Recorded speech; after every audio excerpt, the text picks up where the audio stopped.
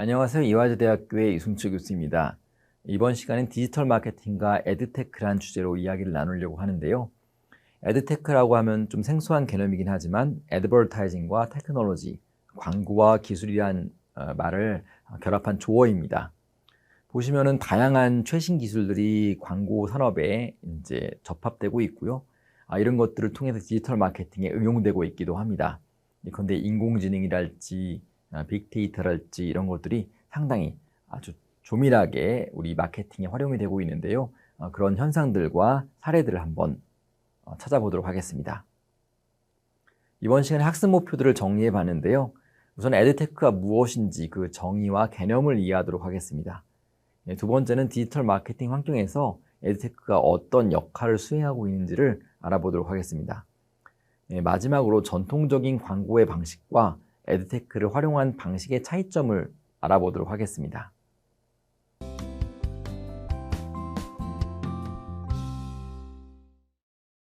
광고업, 마케팅업, IT 비즈니스가 융합되고 있습니다. 과거에 분절되어 있던 광고, 마케팅, 컨설팅, 유통 이런 것들이 하나로 뭉쳐가면서 콘텐츠 디지털 마케팅 영역으로 확대되고 있다고 볼 수가 있겠습니다. 실제로 많은 IT 솔루션 회사, 예컨대 IBM, 인터랙티브, 니트로 이런 회사들이 광고 산업에 뛰어들고 있고 디지털 마케팅 회사로 포지셔닝하고 있습니다. 우리가 잘 알고 있는 글로벌 컨설팅 기업들이죠. 딜로이트나 액센추어 모두 광고 마케팅 업무를 이제 수행하고 있고요. 이에 따라서 과거에는 광고 기획사라고 불리던 제일유액이나 HS에드와 같은 국내 대행사들 뿐 아니라 여러 가지 플랫폼 기업들, 콘텐츠 기업, IT 컨설팅 기업이 모두가 디지털 광고 시장에서 경쟁하고 있는 이런 복합적인 시장으로 변화하고 있는 것입니다. 광고업, 마케팅업, IT 비즈니스가 융합되고 있는 것은 실제 통계표를 보면 이해하기가 쉬운데요. 애드에이지라는 세계를 대표하는 광고 마케팅 저널에서 집계한 자료입니다. 2022년에 집계한 자료인데요. 2021년 결과들을 모두 모아봤을 때 미국 내 15대 디지털 마케팅 대행사의 순위를 파악했습니다. 이 순위에서 1, 2, 3, 4위 모두 다 컨설팅 회사들이 차지하고 있을 정도로 컨설팅 회사들의 약진이 상당히 주목할 만하다고 볼 수가 있겠습니다. 딜로이트, 액센추어, 맥킨지, IBM, PwC 모두 디지털 컨설팅 회사를 표방하고 있고요. 특히 최근에는 여러 가지 회사들을 인수합병하면서 그 덩이를 키워가고 있다고 볼 수가 있겠습니다. 국내에서도 딜로이트라는 해외 컨설팅 회사가 PR게이트라는 PR 전문 회사를 인수합병하기도 했습니다. 이런 인수합병의 노력들은 좀 더 가속화될 것이라고 생각하고요. 어떻게 보면 디지털 광고 마케팅 시장을 키워갈 수 있는 좋은 변화라고도 이해할 수 있겠습니다. 2009년에서 2021년까지 미국의 광고 대행사 디지털 광고 매체 비중의 추이를 한번 알아보았습니다. 앞서 언급한 애드에이지 자료를 참고했고요. 이 수치를 봤을 때 2011년 이래 약 200% 가까이 성장했다고 볼 수가 있습니다. 엄청난 성장인 것이죠. 국내 광고 시장은 2021년 기준 약 14조 원을 이루고 있습니다. 여기에서 디지털이 7조 원을 넘어서고 있고요. 실제 조금 더 집계하면은 8조 원 가까이 육박할 수도 있겠습니다. 약 52%에서 4% 가까이를 디지털 광고가 차지하고 있는 것이죠. 이렇게 광고 시장이 성장하고 다양한 기업들, 서로 다른 성격을 가진 기업들이 싸우고 있는 이런 고도의 경쟁 상황에서 주목할 만한 개념이 바로 에드테크라는 개념입니다. 에드테크라고 하면은 애드버타이징과 테크놀로지를 합성한 그런 단어인데요. 기존의 광고 디지털 마케팅이 디지털 빅데이터, IT 기술 등이 융합되면서 보다 다른 단계로 상승하고 있다고 볼 수가 있는 것입니다. 기존의 광고와 에드테크의 광고가 어떻게 다를까요? 기존의 광고는 예컨대 공간이나 시간을 사는 형식의 광고 구매 방식이었다면은 에드테크의 광고 구매 방식은 오디언스, 시청자 데이터, 소비자 데이터를 구매함으로써 광고가 집행된다고 볼 수가 있겠습니다. 예컨대 나는 어떤 형식이 어떤 어떤 성격을 지닌 소비자들을 얼마만큼 요구하는지를 요청하고요. 프로그래매틱 바잉이라는 광고 기법에 의해서 자동적으로 구매를 할 수가 있는 것이죠.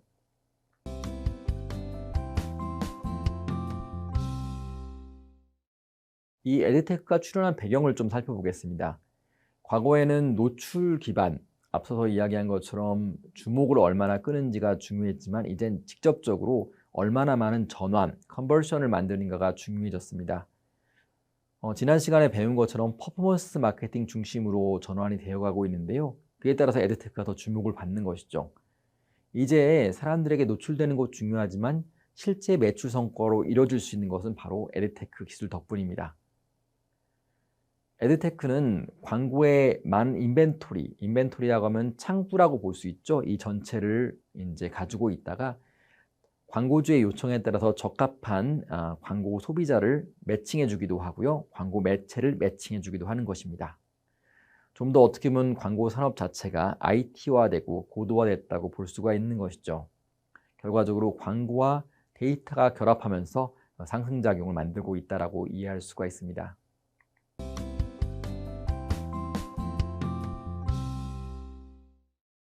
그러면 전통 광고 마케팅하고 디지털 광고 마케팅이 어떻게 다른지를 한번 살펴보겠습니다. 전통 광고 마케팅은 광고주가 있고 대행사, 광고 대행사라고 불리죠. 애드 에이전시가 있고 미디어 랩, 미디어 레프레젠터티브라고 불리는데 미디어를 총괄하는 기업들을 의미합니다. 그 다음 매체사, 매체를 소유하고 있는 기업들이 있겠죠. 우리가 알고 있는 구글, 네이버, 카카오 모두 매체사가 될 것입니다. 이런 구조가 좀 더 고도화된 구조로 바뀌고 있는 게 바로 디지털 광고 마케팅입니다. 광고주가 있고 주로 디지털 대행사가 있습니다. 그 다음에 DSP라고 하는데 디맨드 사이드 플랫폼이 있습니다. 광고주의 요구를 받아들여서 어떻게 이것을 이제 제공할 수 있을지 고민하는 것이죠. 그 다음 Ad Exchange라고 하는 광고 거래소가 있습니다. 그 다음에 Supply Side 플랫폼이라고 하는 매체사의 요구를 중개할 수 있는 플랫폼이 있게 됩니다. 이렇게 플랫폼 기반으로 광고 프로세스 자체가 운영되기 때문에 전통 광고의 방식과는 전혀 다르다고 볼 수가 있겠습니다. 앞서 강조한 것처럼 전통 광고의 경우에는 시간과 공간을 구매하는 대신에 이제 디지털 광고 마케팅의 경우에는 소비자의 데이터를 구매한다고 볼 수가 있는 것이죠. 자, 디지털 마케팅 프로세스를 한번 도해로 그려봤습니다. KPI를 설정을 하고요. 그 KPI라고 하면 Key Performance Index를 의미합니다. 구체적으로 얘기해서는 이번에는 인지도를 20% 올리겠다, 매출을 10% 올리겠다, 이런 것이 KPI가 되겠죠. KPI에 따라서 매체를 선정하게 되고요. 그 다음 매체 선정에 따라서 우리가 얻을 수 있는 성과에 대한 가설을 설정하게 됩니다. 그 다음에 집행을 하게 되고 가설을 검증하게 되는 거죠. 이렇게 했더니 되더라. 그럼 이렇게 해볼까? 이 가설을 변경하면서 무한 반복의 피드백이 이루어지게 됩니다. 이를 통해서 광고 성과, 마케팅 성과를 최적화하는 그런 방법으로 진행되게 되는 것이죠. 에드테크에서 여러분이 주목해야 될 개념이 바로 프로그래매틱 광고입니다. 프로그래매틱 광고는 광고 매체를 자동으로 통합해주는 그런 자동화된 시스템인데요. 실시간으로 광고주가 어떤 매체를 요구하는지, 어떤 소비자 데이터를 요구하는지를 적합하게 찾아주고 매칭시켜주는 그런 시스템을 의미합니다. 이제 디지털 광고 마케팅의 신산업 구조가 재편되고 있는데요. 여러분이 주목할 점이 콘텐츠와 커머스의 만남입니다. 이걸 콘텐츠 커머스라고 부르는 사람도 있는데요. 인플루언서가 늘어나고 있죠. 이제 인플루언서가 매체의 역할을 하고 있는 시대가 되었습니다. 그리고 많은 미디어가 상품들을 팔고 있어서 미디어 커머스라고 불리기도 하죠. 이 둘을 묶어서 콘텐츠 커머스라고 불리기도 합니다. 예컨대 특정 유통회사는 이제 유통을 하는 것을 넘어서 콘텐츠를 만들고 이 콘텐츠를 직접 판매할 수 있는 형태로 가공하기 시작한 것이죠. 그럼 사례를 한번 살펴보도록 하시죠. 안녕하세요. 조향사 이성민입니다. 15년 동안 이 향을 만들어 온 조향사고요. 우리나라에서 아마 자기 이름을 걸고 처음 활동을 시작한 독립조향사일 거예요. 그래서 1호 조향사로 알려져 있습니다.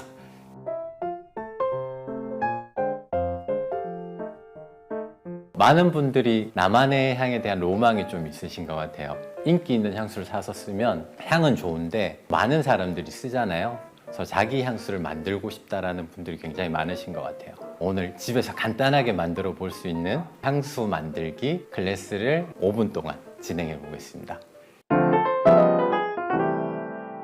우선 필요한 재료들을 설명해 드리기 전에 향수에 대해서 설명을 조금 드릴게요. 이게 어떻게 만들어지고 뭔지만 알면 누구나 다 조향사가 되실 수 있으세요.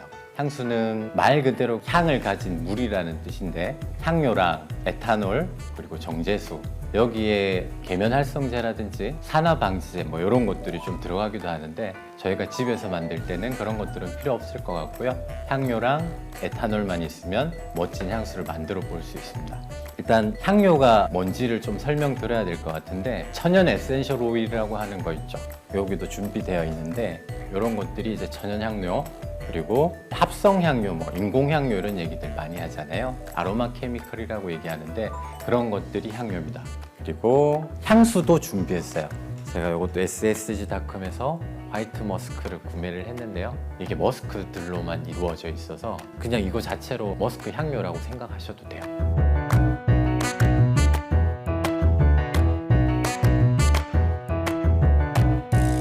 오늘 해보실 작업은 베이스 블렌딩이라고 생각하시면 돼요. 17세기 이전에 화학 발전이 이루어지기 전에 이 방식으로 사실은 향수를 만들었었어요. 천연 에센셜 오일들 가지고 이게 집에서 간단하게 해볼 수 있는 과정이지만 굉장히 사실은 고급 향수를 만드는 거거든요. 새로운 디지털 미디어와 또 새로운 콘텐츠가 만나는 경향들을 디지털 마케팅에서 살펴볼 수가 있는데요. 이번에는 오프라인에서 이것들이 어떻게 구현되고 있는지 사례를 통해 살펴보도록 하겠습니다. 제가 보여드릴 사례는 82개의 디지털 사이즈를 연동한 스와로브스키의 마케팅 사례입니다. 사우디아라비아의 라마단을 기념해서 집행한 사례이고요. 보시면 수많은 디지털 사이즈들이 연동되어서 아주 매력적인 콘텐츠를 제공하고 있고요. 이게 이 영역에서만 쇼핑 그런 영역에서만 있는 것이 아니라 이 쇼핑 지역을 벗어나서 유튜브나 기타 틱톡과 같은 플랫폼을 통해서 공유되면서 상당히 큰 반향을 얻었던 캠페인입니다. 그럼 한번 영상을 보시고요. 얘기를 더 이어가 보도록 하겠습니다.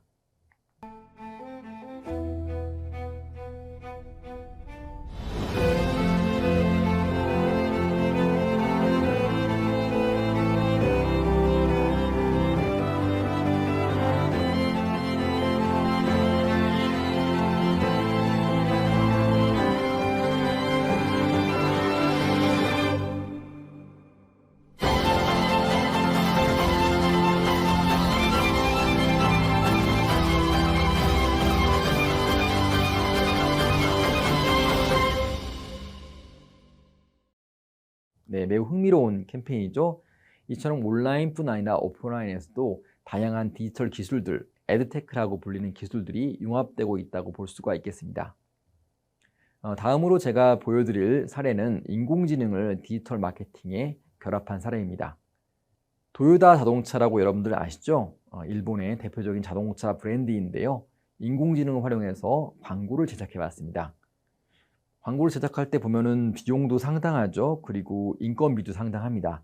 이런 비용들을 일부를 인공지능 개발에 활용했고요. 실제 인공지능을 기반으로 해서 광고를 구현했다고 합니다. 그럼 그 사례를 한번 영상과 함께 살펴보도록 하겠습니다. We're getting close to a point where the AI has created work is actually becoming good, which I think is a fascinating idea. I think we all like to flatter ourselves as human beings that we have a unique way of understanding the world that no machine could ever replicate. And I think that it's going to be very interesting when things that make us laugh and make us cry has actually been created by a computer. And that's going to be fundamentally earth-shattering for the way that human beings see themselves and see their place in the world. I do think that the best agencies in the world will embrace machine learning and emerging technologies because we need them in order to find new ways of telling great, exciting, inspirational stories. We're going to get lots of brands and agencies jumping on the bandwagon, but then we're also going to get lots of brands and agencies actually using it in a meaningful and impactful way. That's what it looks like. I reckon it could have had a face, but they're just too lazy to put a face on it. Why didn't you give the AI an emoticon face? Are you worried about what the AI will make of the ad in the end? Yeah, we've got to tell it, haven't we, I suppose? If it starts moaning about Kevin's direction, I thought I'd find that quite funny. Don't laugh at me. Take me seriously. It'll say you ruined my work, is probably what it will say, like every writer. I'll probably just shut it off, to be honest. We could just sort of do that. See if it's still there. Yeah. Thank you very much, ladies and gentlemen. That's the wrap. Thank you.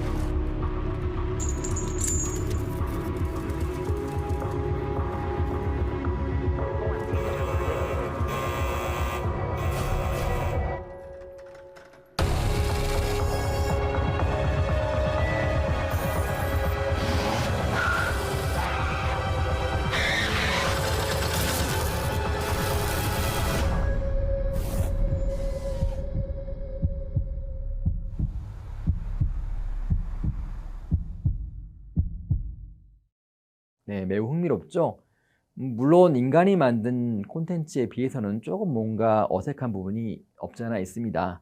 하지만 인공지능의 그런 발전 속도가 매우 빠르고 그리고 매년 더 빨라지고 있기 때문에 우리가 크리에이티브 영역, 디지털 마케팅 영역에서도 분명히 상당한 영향력을 가질 것이라고 생각합니다. 다음으로 보여드릴 사례는 인공지능 크리에이터와 인간 크리에이터를 대결을 시켜봤는데요. 물론 여기에 결과는 인간 크리에이터가 우승을 하긴 했습니다. 하지만 여러분들이 영상을 보시면 아시겠지만은 인공지능 크리에이터가 만든 작품도 만만치 않다고 확인할 수가 있습니다. 향후에 이런 시도들이 많아질 것이라고 생각되는데요. 한번 영상을 같이 보시겠습니다.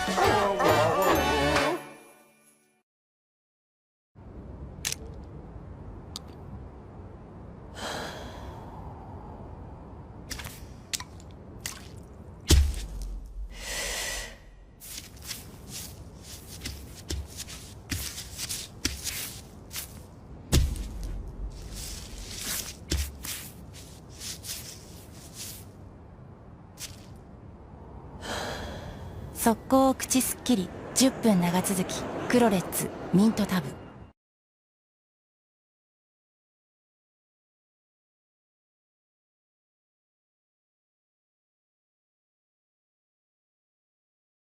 매우 흥미롭죠? 국내에도 인공지능을 광고 디지털 마케팅 산업에 활용하려는 시도가 많이 이루어지고 있습니다. 코바코도 2022년부터는요, AI 광고 카피라이팅 서비스를 개발한다고 합니다. 구체적으로 지역 소상공인을 중심으로 해서 인공지능을 활용해서 그들에게 적합한 카피를 만들어낼 수 있다는 것이죠. 물론 인간이 만든 카피가 더 우수할 수 있겠지만은 아주 저렴한 비용으로 또는 무상으로 카피를 만들 수 있다는 의미에서 상당히 지역 소상공인들한테 중요한 혜택이 되지 않을까 생각합니다. 이처럼 인공지능이 기존의 광고 산업에 침투하고 여러 가지로 변화를 주는 그런 모습들 우리가 확인할 수 있을 것으로 기대됩니다.